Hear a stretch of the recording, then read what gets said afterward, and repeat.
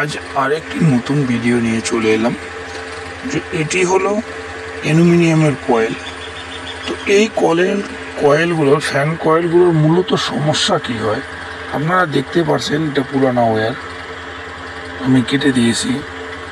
পুরো কয়েলটাকে দেখানোর চেষ্টা করি। দেখতে পাচ্ছেন আমাকে টিউবগুলো নাইফ দিয়ে অর্থাৎ চাকু দিয়ে চিরে চিরে বাইর করতে হয়েছে। কেননা আপনারা দেখতেই পাচ্ছেন যে এখানে দেখতে পাচ্ছেন কানেকশনের জায়গায় একটা পুরো পাউডার এসে কানেকশনটাকে কেটে দিয়েছে।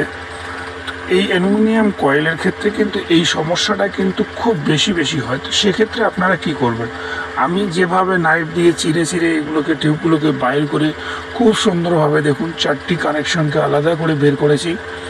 এরপরে আমাদের করণীয় কাজ হলো এরকম একটা সিরিজ লাইনের সাহায্যে, দেখতেই পাচ্ছেন আপনারা, এরকম একটা সিরিজ লাইনের সাহায্যে আমরা পুরো কয়েলের কানেকশন 4টিকে পুরো চেক করে নেব।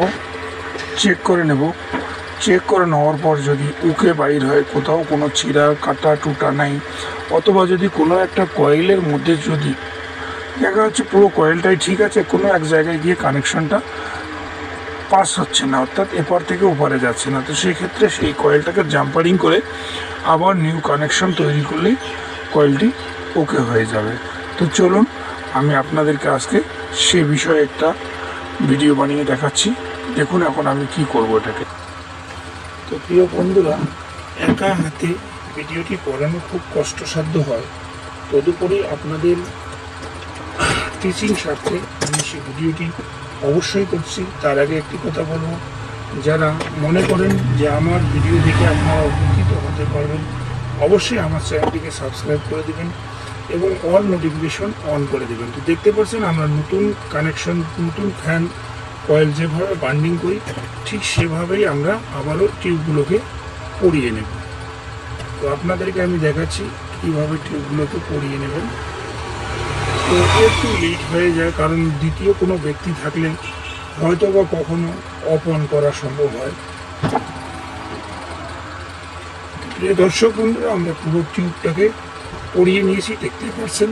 তো এরপরে আমাদের আবারও এরকম সিরিজ লাইন নিয়ে আবারও আরেকবার চেক করে নেব। আমরা এর সঙ্গে আমরা বডি টাচ চেক করে নেব। তো